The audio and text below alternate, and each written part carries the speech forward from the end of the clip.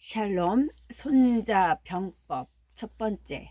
손자는 기원전 545년경에서 기원전 470년경 중국 춘추 시대 오나라의 병법가로 동서양을 아울러 고대 최고의 전략가로 꼽힌다. 본명은 손무이며 손자는 그를 높여 부르는 이름이다. 그의 집안은 대대로 병법에 뛰어났으며 손이라는 성씨 또한 조부가 공을 세워 하사받은 것이다. 본래 제나라에서 태어났으나 정치적 혼란을 피해 오나라로 망명에 은거하며 불우에 져서 손자 병법을 집필했다. 오나라 제상 오자서의 전거로 함녀왕의 부름을 받아 군사로 등용되었다. 손자는 자신의 병법을 실전에 펼쳐 보이며 대구 초나라를 무너뜨리고 오나라를 춘추 시대의 패자로 끌어올렸다. 이후 함녀가 월나라에 패망하고 세상을 떠나자 후계자 부차를 도와 월나라를 제압하기도 했다. 그러나 권력의 소용돌이 속에서 물러난 뒤 행적은 알려지지 않았다. 손자는 단순한 책략가가 아니라 시대를 꿰뚫는 통찰력을 지닌 사상가이자 혁신가였다. 단 6천자 남짓의 글 속에 그는 전쟁의 기술을 넘어 이겨놓고 싸우라는 역설적이면서 분명한 원칙을 설계했다. 손자 병법은 불패의 조건, 기만과 기회의 활용, 지형과 군심을 다스리는 방법 등 전장의 모든 국면을 관통하는 원리를 담고 있다. 하지만 그 가치는 전쟁에 국한되지 않는다. 리더십, 협상, 경영, 인간관계까지 오늘날의 경쟁 사회를 살아가는 데 필요한 승리의 사고법을 제시한다.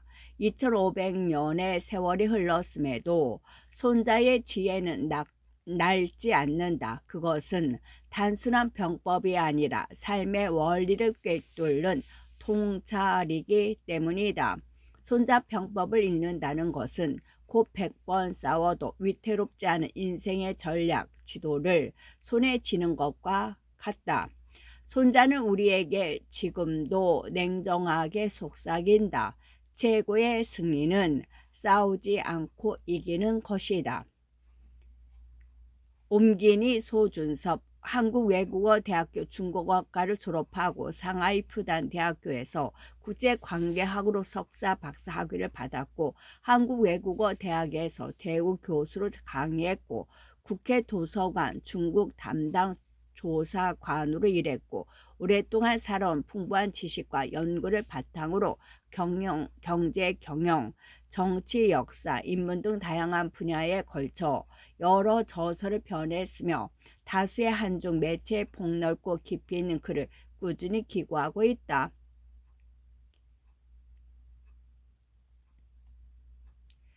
머리말 이겨놓고 싸우라. 이겨놓고 싸우라. 지금으로부터 2500년 전 기원전 5세기의 세계는 새로운 변혁의 진통을 겪고 있었다.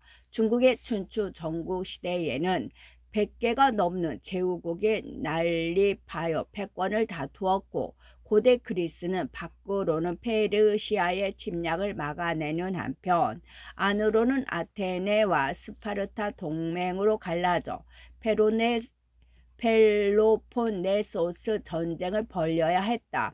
크고 작은 전쟁이 끊이지 않던 그 혼란스러운 시기에 인류의 모습을 영원히 뒤바뀐 위대한 사상들이 탄생했다. 그중 빼놓을 수 없는 걸작이 바로 세계 최초의 체계적 병법서 손자병법이다. 손자가 등장하기 이전의 병법이란 그저 기존 전쟁 경험의 파편적 축적에 불과했다. 그러나 손자는 대규모 군사를 다루는 용병 전쟁의 원리를 지형과 형세, 전략과 심리, 경제와 시간 요소까지 아울러 체계적으로 집대성했다. 수많은 나라와 사상이 역사의 뒤안길로 사라졌지만 총 13편 6천여 자로 이루어진 손자병법은 전 세계에서 찾아 읽는 불멸의 고전으로 살아남았다.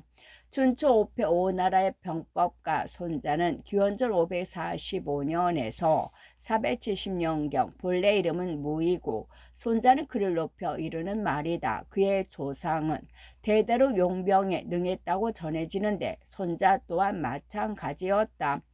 제 나라에서 태어나 오나라로 망명한 그는 오나라 제상 오자서의 추천으로 오왕 함려를 모시게 되었다. 함려를 처음 만나는 자리에서 손자는 병법 13편을 선보였고 이후 상장군 자리까지 오르며 오나라가 되고 초나라를 점령하고 위세를 떨치는데 크게 공헌했다. 세계적인 외교가이자 국제정치학자인 미국의 헨리 키시는 손자병법을 두고 중국의 직관과 통찰을 집약한 텍스트라고 극찬하며 이 책이 손자를 세계에서 가장 탁월한 전략 사상가의 반열에 올려놓았다고 평가했다. 특히 그는 손자가 말한 세의 개념, 즉 정세와 흐름을 읽고 유리하게 활용해야 한다는 통찰에 매료되었다고 밝혔다. 손자 병법을 비롯한 고전 관련 저서를 여러 권 집필할 때마다 옛 성현들이 도달한 사유의 깊이에 경탄하지 않을 수 없었다. 오늘날 우리는 시시각각 다양한 방식으로 쏟아지는 정보의 홍수 속에서 살아간다. 더는 수백 개의 연락처를 외울 필요도, 자료를 찾기 위해 책을 수십 권씩 뒤적거릴 필요도 없다. 수백 년 전 다른 언어로 쓰인 정보까지 순식간에 찾아낼 수 있는 세상이다. 그만큼 생활은 편해졌지만 두뇌와 정신 활동에 미치는 부정적 영향을 피하기는 어렵다. 깊이를 요하는 사고는 뒤로 제쳐둔 채 자기 주관을 잃고 흐름에 휩싸이기 십상이다. 반면 옛사람들은 모든 정보를 직접 확인하고 기억해야 했으며 끊임없는 관찰과 사유를 통해 진리를 탐구하고 오늘날까지 도용되는 지혜를 집대성했다. 이들은 밤 하늘의 별을 세심하게 관찰하며 우주의 원리를 궁구했고 심도 있는 독서를 거듭하며 인간과 우주를 깊숙이 탐구했다. 예컨대 땅 위의 인간이 어떻게 살아가야 하는지 성찰한 공자는 주역을 얼마나 많이 읽었던지 죽간 대나무 조각을 묶는 가죽끈이 3번이나 끊어질 정도였다. 인간을 자연과 우주 속 존재로 바라본 노자는 풀리지 않는 문제가 생기며 1월 성신을 관찰하며 천상의 하늘이 과연 무엇을 뜻하는가 숙고하느라 잠을 이루지 못했다. 세상의 이치를 깨닫고 백성의 길을 물으려 한 세종대왕은 독서를 좋아하여 세자 시절에 좌전과 초사를 100번씩 읽고 또다시 100번을 읽었다고 전한다. 심지어 병이 나도 책 읽기를 멈출 줄 모르자 세자의 건강을 걱정한 부왕 태종이 책을 모두 치우도록 했는데 세종은 병풍 사이에 남겨진 송나라의 명신 구양수와 소동파 사이에 오간 편지 모음집을 발견하고 이를 1000번 넘게 읽었다고 한다. 옛 성현들은 이처럼 인간이 만들어가는 역사를 반추하고 자연을 관조하면서 오늘과 내일의 교훈으로 삼고자 최선을 다해 정진했다. 그러한 과정을 통하여 만물의 원리를 터득하고 통달하는 경지에 이를 수 있었던 것이다. 기술은 과거에는 상상할 수조차 없었을 정도로 발전했지만 우리 삶의 근본 원리는 크게 달라지지 않았다. 하나의 생명체로서 인간이 지닌 본성이라는 큰 틀은 예나 지금이나 변함없기 때문이다. 고전이 중요한 가치를 지니는 이유가 여기에 있다. 인간 본성과 삶의 본질을 꿰뚫는 사유의 힘은 시대를 뛰어넘어 오늘을 살아가는 우리에게 절실히 필요한 지혜를 담고 있다. 슬기로운 인간 생활의 지침서. 시공을 초월한 고전 손자병법의 열렬한 독자로 알려진 인물은 셀 수 없이 많다. 이 책의 가장 권위 있는 주석서를 집필한 조조를 비롯해 직접 전장을 누빈 이순신과 메가더 같은 맹장은 물론 도널드 트럼프, 빌 게이츠, 마크 저커버그 등 국가와 기업을 이끄는 리더들 또한 예외가 아니다. 세계의 흐름을 주도하는 인물들이 아직도 2500년 전에 쓴 이 책을 찾는 이유는 무엇일까? 손자병법은 전쟁 전반에 대한 통찰과 용병 기술을 두루 담아낸 병학 성전을 불려왔지만 비단 군사 분야의 명저에 그치지 않는다. 중국의 근현대 대표 철학자인 펑유라는 손자병법을 전쟁의 일반 규율을 과학적으로 총결산한 우수한 병법서이자 풍부하고 생동감 있는 변증법 사상으로 가득 찬 뛰어난 철학서라고 평가했다. 중국의 계몽주의를 이끈 현대 철학자 리쩌호우는 중국의 변증법적 사고 방식은 손자병법에서 비롯되었다고 분석하기도 했다.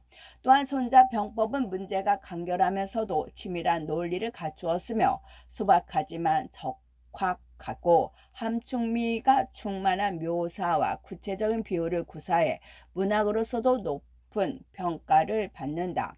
중국 문학평론서의 최고봉으로 불리는 문심조룡은 손자병법의 문장은 마치 주옥과 같다고 평했다. 사실 인간 사회에서 벌어지는 갖가지 경쟁은 모두 일종의 연성, 즉 소프트의 전쟁이다. 정치는 더 말할 나위 없이 치열한 전쟁이며 경제 분야 역시 마찬가지다. 손자병법이 제시하는 기본과 원칙, 방법론 그리고 그 사유 방식은 현대 사회의 정치나 기업 경영, 상업 등 사회 제 분야에서 적확하게 적용할 수 있는 바이블로 전평나 있다. 비즈니스 전쟁에서 승리하기 위한 최고의 지침서로 인정받아 상정 성경이라 칭하기도 한다. 손자병법은 무엇보다 인생에 대한 뿌리 깊은 지혜, 삶에 대해 가질 수 있는 실천적 태도가 담긴 지침서이기도 하다. 수천 년 세월에 걸쳐 살아남은 이 고전은 직장 생활을 비롯하여 개인 사업과 스포츠, 각종 시험과 면접, 그리고 연애에 이르기까지 극심한 경쟁 속에서 고단한 현실을 살아가는 이에게 믿고 따를 만한 지침을 제시해준다. 특히 오늘날 많은 이가 마주하는 난제인 인간관계를 어떻게 하면 잘 맺을 수 있는가라고 고민에 대해서도 많은 영감을 얻을 수 있다. 그런 면에서 손자병법은 슬기로운 인간 생활을 위해 지혜의 보고이자 삶의 길을 밝혀주는 지침서인 셈이다. 동양 사상의 정수를 담은 탁월한 고전 육아의 논어, 도가, 도덕경과 병가의 손자병법을 함께 읽어보는 것도 참으로 뜻깊은 일이다.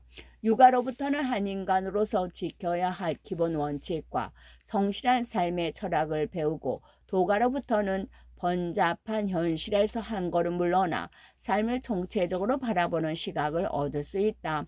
병가로부터는 현실 세계에 유연하게 적응하고 실제 상황에 효과적으로 대응하는 사고 방식과 실천적 지혜를 익힐 수 있다.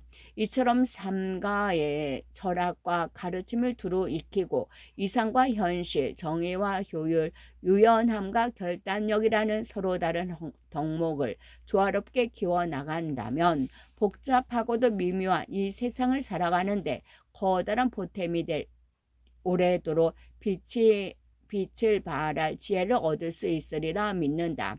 몇 해 전 국내에서 출간된 손자병법은 여러 판본을 살펴볼 기회가 있었다. 나의 생각과는 다른 해석도 적잖이 눈에 띄었고 언젠가 기회가 닿으면 손자의 본의에 충실하면서도 오늘의 독자에게 와닿는 책을 써보자고 마음먹었다. 다행히 이번에 집필 기회를 얻어 원문을 올바르게 해석하고 역사 속 다양한 사례를 곁들여 인생의 지혜를 어렵지 않게 전하고자 노력했다. 손자는 전쟁을 지휘하는 전략가였으나 무엇보다 싸움을 피하는 길을 우선하라고 가르쳤다. 그러나 살다 보면 누구에게나 싸움을 피할 수 없는 순간이 찾아오기 마련이다. 바로 그때 손자의 진정한 가르침이 빛을 발한다. 그는 말한다. 싸움을 피할 수 없다면 반드시 이겨놓고 싸워야 한다고. 인생이라는 전쟁터를 온전히 건너가기 위해서는 필승이 아닌 불패의 전략을 이야기하는 손자의 지혜가 필요하다. 아무쪼록 이 책이 여러분에게 거친 세상 풍파를 슬기롭게 헤쳐갈 지혜를 안겨줄 든든한 지침서가 되기를 바란다. 승리를 계획하라. 승리를 계획하라. 손자병법의 첫 장을 여는 개편이다. 여기서 개는 기교 묘묘한 관계의 개념이 아니라 전쟁의 승산을 헤아리는 계산을 뜻한다. 손자는 첫 구절에서 전쟁이란 백성과 국가의 생사 존망이 걸린 중대사이기에 반드시 신중한 태도로 임해야 한다고 전명한다. 이어서 그는 전쟁을 결정하기에 앞서 적군과 아군의 전력을 면밀히 비교하고 승패를 좌우하는 조건을 철저히 계산한 후에야 비로소 전쟁에 임해야 한다고 설파한다. 이 과정에서 중요하게 다루는 요소가 도와 궤이다. 손자는 군사 전략으로서의 도와 구체적 전술로서의 궤가 하나로 통일되어야 하고 전쟁의 실행에는 반드시 세부 전술이 뒷받침되어야 한다는 점을 강조한다. 여기서 도는 도나 정의가 아니라 민심이 부여하는 정당성에 가깝다. 손자에 따르면 먼저 도를 중심으로 한 병법의 근본 조건인 오사를 바탕으로 한 비교 항목인 질계를 통해 전쟁의 승패를 판단해야 한다. 그런 다음 승리의 조건을 갖추고 전략을 세워 이를 구체적 전술인 궤, 즉 계략을 통해 실행하는 것이다. 손자병법의 핵심 사상은 먼저 필승의 형세를 갖춘 뒤에 싸움을 시작한다. 선승 이후 구전이라는 구절에 압축되어 있다. 즉 싸운 후 승리를 바라지 말고 이겨놓고 싸우라는 것이다. 손자는 개를 비롯한 전편에 걸쳐 일관적으로 승산 없는 전쟁을 시작해서는 안 되며 반드시 유리한 형세를 조성한 뒤에 작전을 실행해야 한다는 확고한 원칙을 제시한다. 손자가 중시하는 것은 무엇보다 패배하지 않을 조건을 마련하는 일이다. 아무리 훌륭한 계책이라도 실패하지 않을 기반이 조성된 연후에야 비로소 힘을 발휘할 수 있다. 이 순서가 바뀌어서 승산을 따져보지 않고 전쟁에 뛰어들어 뒤늦게 수습하려 든다면 일시적인 효과를 얻을 수 있을지라도 결국은 패배할 수밖에 없다. 전쟁의 승패는 이미 결정되어 있다. 전쟁의 승패는 이미 결정되어 있다. 손자는 말한다. 전쟁이란 국가의 대사이다. 수많은 사람의 생사와 국가의 존망이 달린 이름으로 반드시 신중하게 살피지 않으면 안 된다.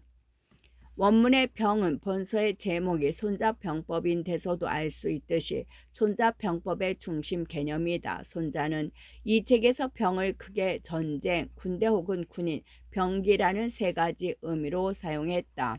이를 위해서는 5가지 요소를 기준 삼아 적과 아군 양측의 여러 상황을 비교함으로써 승패를 파악해야 한다. 5가지 요소란 첫째로 도, 둘째로 전, 셋째로 지, 넷째로 장, 다섯째로 법이다. 이를 오사라고 한다. 전쟁의 승패를 결정하는 5가지 요소를 말한다. 도란 백성들로 하여금 윗사람과 한마음 한뜻이 되어 공생공사하고 두려워하거나 의심하지 않게 만드는 것이다. 전은 천시 즉 기후 조건으로 밤과 낮, 맑고 흐린 날, 사계절의 변화 등을 말한다. 지는 지리 조건으로 도로의 멀고 가까움, 지세의 험준함과 병탄함, 지역의 넓고 좁음 그리고 사지와 생지를 말한다. 장은 장수의 덕목으로 지모가 뛰어난가, 충신을 지녔는가, 부하를 인해하는가, 용맹하고 과단성이 있는가, 군령을 엄격히 다스리는가를 살펴야 한다. 마지막으로 법은 군대의 조직 편제, 직제와 관리 제도, 그리고 군수 물자 제도를 가리킨다. 장수는 이 5가지 요소를 모두 깊이 파악해야 한다. 이를 파악한 자만이 전쟁에서 승리를 획득할 수 있다. 손자가 말하는 도는 노자가 도덕경에서 논한 도와 연결되는 개념이다. 손자병법 주석서를 저술한 당나라 신 두목은 이 도를 인의로 해석했다. 사지란 나아가지도 물러서지도 못하는 지형을 가리키며 신속하게 싸워야만 살아남고 늦어지면 전멸할 수밖에 없는 곳이다. 생지란 수비와 방어에 유리한 지형을 가리키며 더욱 광범위하게는 생명을 보장할 수 있는 안전한 지대를 말한다. 또한 이것은 7가지 항목과 비교하여 적군과 아군의 정황을 탐색해야 한다. 7가지 항목이란 어느 쪽 군주가 도의를 지녔는가, 어느 쪽 장수가 현명하고 유능한가, 어느 쪽에 좋은 기후와 지리 조건을 차지했는가, 어느 쪽이 군기가 엄정하고 법령을 엄격히 집행하는가, 어느 쪽 병력이 더 강대한가, 어느 쪽 병사가 더 잘 훈련되어 있는가, 어느 쪽 군대가 체계적으로 관리되고 상벌이 분명한가를 말한다. 나는 이러한 정황으로 누가 이기고 누가 패배할지 예측할 수 있다. 이를 칠계라 한다. 오사를 바탕으로 적군과 아군의 정황을 비교해 헤아리는 7가지 요소를 말한다. 만약 나의 계책을 받아들이고 그로써 승리하면 나는 이곳에 남을 것이다. 그러나 만약 나의 계책을 받아들이지 않고 그로써 실패하면 나는 이곳을 떠날 것이다.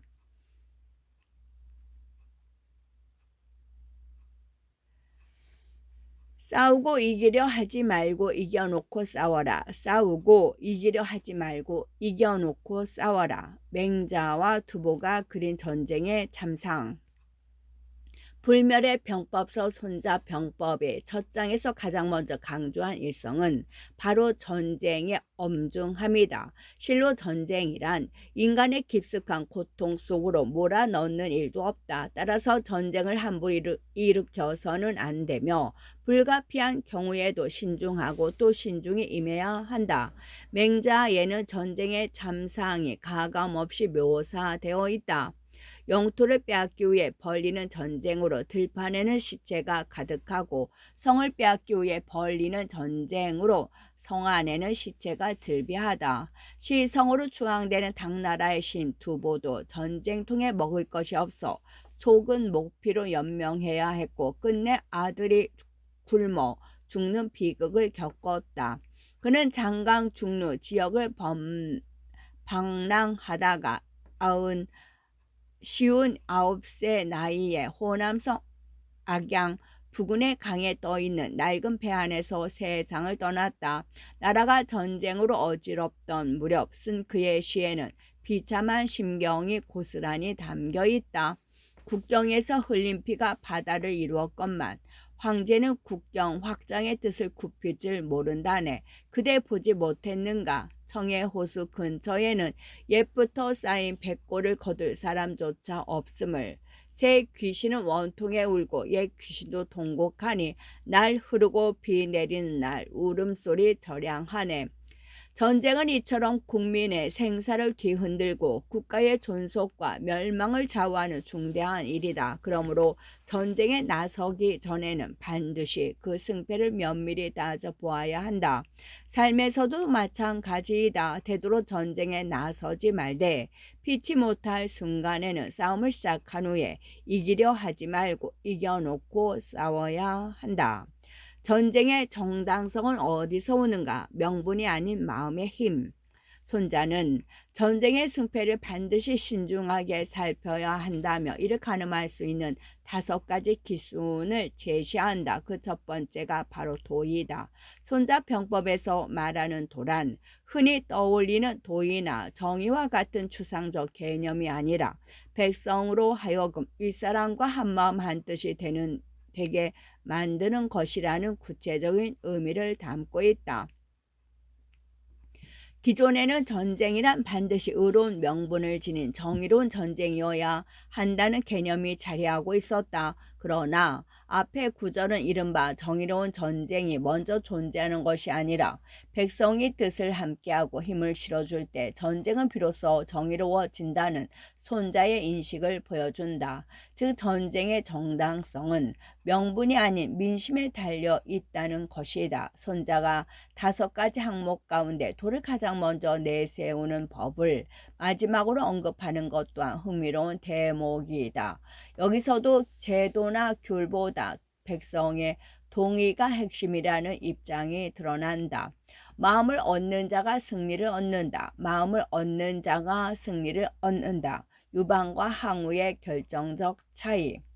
초안지에는 같은 일을 하며 전혀 다른 길을 택한 유방과 항우의 이야기가 실려 있다. 유방은 진나라 수도 함양에 먼저 입성했지만 보물이나 궁녀에는 전혀 손을 대지 않았다. 또한 진시황의 악법에 시달리던 백성의 고통을 덜어줄 약법 3장을 선포해 번잡한 법을 모조리 없애고 살인, 폭력, 절도 등 3가지 죄만을 처벌했다. 반면 뒤늦게 도착한 항우는 진나라 보물과 미녀를 약탈하고 궁궐을 모조리 불태웠다. 불길은 3개월이 지나도록 꺼지지 않았고 보물과 미녀를 실어 나르는 마차가 줄을 이었다. 그뿐 아니라 항우는 이미 항복한 진나라 병사 20만 명을 생매장하고 심지어 유방이 살려두었던 진 황제 자연까지 잠살했다. 천하 사람들이 이렇듯 극명히 다른 항우와 유방의 행동을 보며 어떤 생각을 가졌겠는가. 민심은 필연적으로 유방에게 기울을 수밖에 없었다. 항우는 전쟁에서 거듭 승리를 거두었지만 민심을 잃었고 유방은 전투에서는 종종 밀렸으나 백성의 지지를 끝내 놓치지 않았다. 결국 항우는 한나라 군의 포위되어 5강에서 자결했고 유방은 끝내 천하를 통일하고 한나라의 초대 황제가 되었다. 이는 손자가 말한 도의 원칙이 역사 속에서 그대로 드러난 사례다. 도는 결국 민심의 향방에 달려 있으며 정의로운 전쟁은 민심 위에 세워질 때 비로소 완성된다. 사람의 뜻이 곧 하늘의 뜻이다. 사람의 뜻이 곧 하늘의 뜻이다. 민심으로 천하를 얻은 성탕. 성탕은 고대 중국의 성군으로 폭정을 펼치던 한나라의 거왕을 무너뜨리고 상나라를 세운 인물이다. 상나라를 건국하기 전 성탕이 민정을 살피러 나섰을 때였다. 한 사람이 사방에 그물을 펼쳐놓고 새가 걸려들기를 기다리며 이렇게 중얼거렸다. 하늘에서 내려오든 땅에서 솟아나든 사방에서 날아오는 새는 모두 내 그물에 걸려라. 이 말을 들은 성탕은 곧바로 한쪽 그물만 남기고 나머지 그물을 거두고는 말했다. 왼쪽으로 가려는 새는 왼쪽으로 가고 오른쪽으로 가려는 새는 오른쪽으로 가라. 다만 하늘의 뜻을 따르지 않는 새만 그물에 걸려라. 이 일화가 널리 퍼지자 온 백성이 탕왕의 덕이 저렇듯 짐승에까지 미치니 하물며 사람에게는 오죽하겠는가 하며 너나 할 것 없이 성탕의 인자한 덕을 칭송했다. 언젠가는 성탕이 집을 수리하다 흙 속에 묻힌 사람의 인골이 발견됐다. 일꾼들이 이를 쓰레기로 치우려 하자 성탕은 반드시 예의를 갖춰 장례를 치러야 한다고 말하고는 정식으로 장례를 치러 주었다. 이 이야기 또한 탕왕의 덕이 저렇게 죽음 사람에까지 미치니 하물며 살아있는 사람에게는 오죽하겠는가 하고 칭송을 자아냈다. 이처럼 성탕은 백성을 존중하고 그 뜻을 살피는 통치를 이어갔다. 결국 그가 하나라 거왕을 토벌하자 전하 제후가 모두 그를 천자로 추대했다. 성탕은 무력하여 거랑을 다도했지만 그것은 백성을 위하고 하늘의 뜻에 맞는 전쟁이었기에 천하를 얻을 수 있었다. 성탕이 천자가 되어 백성을 위한 정치를 펼치자 전하는 태평성대를 맞았다. 그런데 가뭄이 7년 동안 계속되었다. 태사 전문을 맡은 관리에게 그 까닭을 점치게 하니 그는 이렇게 말했다. 사람을 바쳐 제사를 지내지 않으면 비가 오지 않을 것입니다. 하지만 당왕은 단호히 고개를 가로저었다. 내가 비가 오기를 바라는 것은 모두 백성을 위함이다. 단 한 사람의 백성도 희생시킬 수는 없다. 사람을 바쳐야만 한다면 내가 그 희생자가 될 것이다. 그렇게 말한 당왕은 목욕을 하고 손톱을 깎고 머리털을 잘랐다. 그리고 흰 머리띠를 두른 채 흰말이 끄는 아무 장식 없는 흰 수레에 올라 들판으로 나갔다. 그런 다음 제단을 쌓고 엄숙하게 꿇어앉아 6가지 일에 대해 스스로를 꾸짖으며 하늘에 아뢰었다. 지금 백성이 이렇게 고통받는 것은 무능하고 부족한 제가 정치를 하며 절제하지 못하고 문란해졌기 때문입니까? 또는 제가 미처 다 살피지 못하여 백성이 생업을 잃고 공공해졌기 때문입니까? 아니면 저의 궁궐이 너무 화려하기 때문입니까? 여자의 정탁 때문에 정치가 어지러워졌기 때문입니까? 뇌물이 성하여 도덕이 무너졌기 때문입니까? 그것도 아니면 아부하는 말을 듣고 어진 사람을 배척했기 때문입니까? 당왕이 말을 마치기가 무섭게 하늘에서 억수 같은 비가 쏟아지기 시작했다. 이 비는 가뭄으로 허덕이던 세상을 흠뻑 적셨다. 고대 중국에서 하늘은 정치의 정당성을 부여하는 최고의 권위였다. 성탕이 백성을 위해 스스로 제물이 되어 나서자 비가 내렸다는 이 고사는 그가 하늘의 뜻을 얻은 천자임을 보여준다. 백성은 언제나 백성을 최우선으로 생각하는 성탕을 진심으로 지지했고 성탕은 결국 전하를 얻었다. 민심이야말로 하늘의 뜻이자 도의 출발점인 것이다. 맹자는 왕도와 패도를 구별한다. 패도는 인의를 저버리고 힘으로 다스리는 방식이며 왕도는 덕으로 다스리는 방식이다. 패도를 유지하려면 강력한 무력과 그 바탕이 되는 넓은 영토가 필요하지만 왕도는 소극에서도 충분히 펼칠 수 있다. 성탕의 영토는 진심인 남짓에 불과했으나 능히 왕도를 구현해냈다. 이처럼 왕도는 왕자라는 주위에 그저 주어지는 것이 아니라 왕자가 되기 위해 반드시 애써 갖추어야 할 자격이었다. 결국 성탕이 천하의 지지를 얻은 것은 전쟁에서 승리했기 때문이 아니라 백성의 마음을 얻었기 때문이었다. 그의 정벌은 민심과 하늘의 뜻이 함께했기에 정의로운 전쟁으로 기억될 수 있었다. 치밀한 계산이 승리를 부른다. 치밀한 계산이 승리를 부른다. 끝.